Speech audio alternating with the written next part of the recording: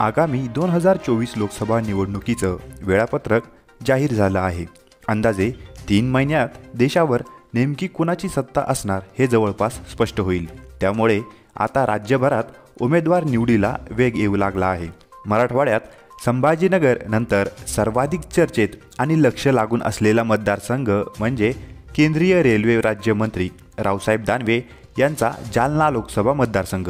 इथून सलग 5 वेळा खासदार राहिलेल्या दानवेंना भाजपने पुन्हा एकदा लोकसभेच्या मैदानात उतरवलंय, तर विरोधी महाविकास आघाडीला मात्र अद्याप उमेदवार सापडला नसल्याचं चित्र आहे। मराठा आरक्षण आंदोलनाच्या माध्यमातून चर्चेत आलेल्या मनोज जरांगेंना मवियाकडून तिकीट मिळण्याच्या चर्चा असल्या तरी जरांगेंनी स्पष्ट नकार दिला आहे। त्यामुळे दानवे विरुद्ध कोण हा प्रश्न सध्या तसाच आहे। त्यामुळे जोपर्यंत विरोधी उमेदवाराचं नाव समोर येत नाही तोपर्यंत या ठिकाणी लढत रंजक होणार की पुन्हा एकदा दानवेंना सहज विजय मिळवता येणार हे स्पष्ट होणार नाही। चौथ्या टप्प्यात म्हणजे 13 मे रोजी जालन्यासाठी मतदार होणार आहे। इतिहासात डोकावून पाहिलं तर जालना मतदारसंघानं 90च्या दशकापर्यंत काँग्रेस आणि त्यानंतरच्या काळात भाजपचं वर्चस्व अनुभवल्याचं स्पष्टपणे पाहायला मिळतं। काँग्रेसनं या मतदारसंघातून 7 खासदार दिले आहेत। त्यानंतर भाजपकडून उत्तमसिंग पवार आणि त्यानंतर सातत्याने 25 वर्ष रावसाहेब दानवे हेच खासदार राहिल्याचं चित्र पाहायला मिळालं। काँग्रेसचे बाबूराव काळे, बाळासाहेब पवार आणि अंकुशराव टोपे असे मराठवाड्यातील अनेक मोठे नेते जालन्याचे खासदार राहिलेले आहेत। रावसाहेब दानवे यांनी यापूर्वीच्या 2 निवडणुकात काँग्रेसच्या विलास आवताडे यांना सहज पराभूत केल्याचं दिसून आलं, पण 2009 मध्ये मात्र कल्याण काळे यांनी दानवेंना घाम फोडला होता। अगदी थोड्या फरकानं दानवे यावेळी विजयी झाले होते। काँग्रेस आणि भाजप दोन्ही पक्षांचं ठळकपणे अस्तित्व दिसत असलेल्या या मतदारसंघामध्ये जवळपास गेल्या 4 दशकात भाजपनं मतांच्या राजकारणात बाजी मारल्याचं पाहायला मिळालं आहे। 2019च्या लोकसभा निवडणुकांचा विचार करता महाराष्ट्रात युती विरुद्ध आघाडी अशी निवडणूक लढली गेली होती। त्यावेळी भाजपचे रावसाहेब दानवे युतीचे तर काँग्रेसचे विलास आवताडे आघाडीचे उमेदवार होते। जालना लोकसभा मतदारसंघामध्ये त्यावेळी शिवसेनेत असलेले अर्जुन खोतकर आणि रावसाहेब दानवे यांच्यातला वाद टोकाला गेल्याचं पाहायला मिळालं होतं। खोतकरांनी दानवेंच्या विरोधात निवडणूक लढवण्याची पूर्ण तयारी सुरू केली होती। अर्जुन खोतकरांनी पूर्ण शक्ती पणाला लावली, पण शिवसेना पक्षप्रमुख उद्धव ठाकरे यांनी मध्यस्थी करत खोतकरांची समजूत काढली। त्यानंतर त्यांनी माघार घेतली होती। त्यामुळे दानवेंना या निवडणुकीत सहज विजय मिळवणं सोपं गेलं होतं। रावसाहेब दानवेंनी या निवडणुकीत आवताडे यांचा तब्बल 3.25 लाखांच्या मताधिक्यानं पराभव केला होता। या सलग 5व्या विजयानंतर रावसाहेब दानवे यांच्या गळ्यात पुन्हा मंत्रिपदाची माळही पडली होती। त्यामुळं दानवेंच्या रूपानं जालन्याला सलग 5 वर्ष केंद्रीय मंत्रिपदाची संधी मिळाली। 2019च्या लोकसभा निवडणुकीनंतरच्या राजकीय घडामोडींनी राज्यात भूकंप आला असला तरी जालना मतदारसंघातील स्थितीवर त्याचा फारसा परिणाम झाल्याचं पाहायला मिळालं नाही।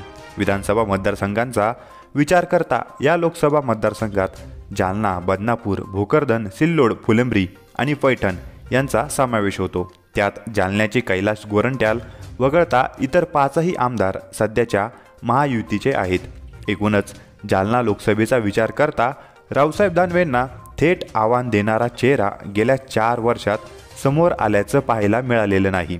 त्याचवेळी गेल्या वर्षभरातील मराठा आंदोलनाचं केंद्र आंतरवाली सराटीच्या माध्यमातून जालना हेच राहिल्याचं पाहायला मिळालं। त्यातून एका नावाची प्रचंड चर्चा झाली, ते म्हणजे मनोज जरांगे पाटील। प्रकाश आंबेडकरांनी जरांगेंना जालन्यातून उमेदवारी देण्याची मागणी केली। बीडबाबतही त्यांच्या नावाची चर्चा झाली, पण जरांगेंनी निवडणूक आपला मार्ग नसल्याचं वारंवार स्पष्ट केलं। तरीही जालन्याबाबत या चर्चा अजूनही संपलेल्या नाहीत। मवियाचा उमेदवार जाहीर झाल्यानंतरच याबाबत काय ते स्पष्ट होणार आहे। खोतकरांनी शिंदे गटाबरोबर जाण्याचा मार्ग स्वीकारल्यानंतर उद्धव ठाकरेंच्या शिवसेनेकडेही तसा दुसरा मोठा चेहरा सध्या दिसत नाही।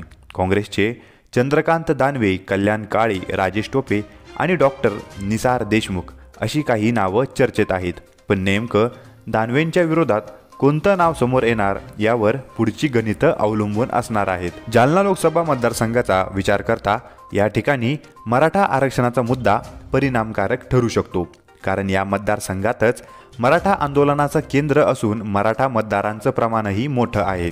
त्यामुळे मनोज जरांगे पाटील या निवडणुकीत काय भूमिका घेतात, ते एखाद्या उमेदवाराला पाठिंबा देणार का, यावरही बरंच काही अवलंबून असणार आहे। त्याशिवाय शेतकऱ्यांच्या संख्येचा विचार करता कृषीविषयक समस्याही या ठिकाणी काही प्रमाणात निर्णायक ठरू शकतात। पण त्यासाठी दानवेंच्या विरोधात तसा ठोस चेहरा मतदात्यांना दिसायला हवा। काँग्रेसशिवाय इतर पक्षांची काही नावं या ठिकाणी उमेदवारीसाठी चर्चिली जात आहेत। राजेश टोपे यांच्या नावाची चर्चा आहे। काँग्रेसकडून राष्ट्रवादीला हा मतदारसंघ मिळाला आणि शरद पवारांनी सांगितलं तर राजेश टोपे या ठिकाणी चांगलं आव्हान उभं करू शकतात। त्याशिवाय आणखी एका नावाची सध्या प्रचंड चर्चा आहे, ती म्हणजे सध्याचे विधान परिषदेचे विरोधी पक्षनेते अंबादास दानवे।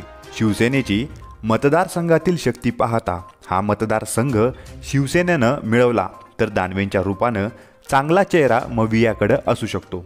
तसं झाल्यास दानवे विरुद्ध दानवे अशी लढत या मतदारसंघामध्ये पाहायला मिळू शकते। अंबादास दानवेंच्या रूपानं रावसाहेब दानवेंसमोर तगडं आव्हान निर्माण करण्याची संधी मवियाकडे असल्याचं या भागातील काही पत्रकारांचं मत आहे। एकूणच दानवेंच्या विरोधात कोण हाच सर्वाधिक निर्णायक मुद्दा ठरण्याची शक्यता आहे, कारण दानवेंचा तगडा जनसंपर्क आणि संपूर्ण कुटुंबाच्या माध्यमातून मतदारसंघावर ठेवलेली पकड मोडून काढण्यासाठी तसाच तगडा उमेदवार विरोधकांना द्यावा लागणार आहे। आता याबाबत विरोधक नेमका कसा विचार करतात आणि जालन्यात दानवे 6व्यांदा विजयी होणार की 25 वर्षांनंतर नवा खासदार जालनेकरांना पाहायला मिळणार, हे लवकरच स्पष्ट होणार आहे। तुम्हाला जालन्याबाबत काय वाटतं ते कॉमेंट करून नक्की कळवा आणि व्हिडिओ आवडला असल्यास एक लाईक नक्की करा।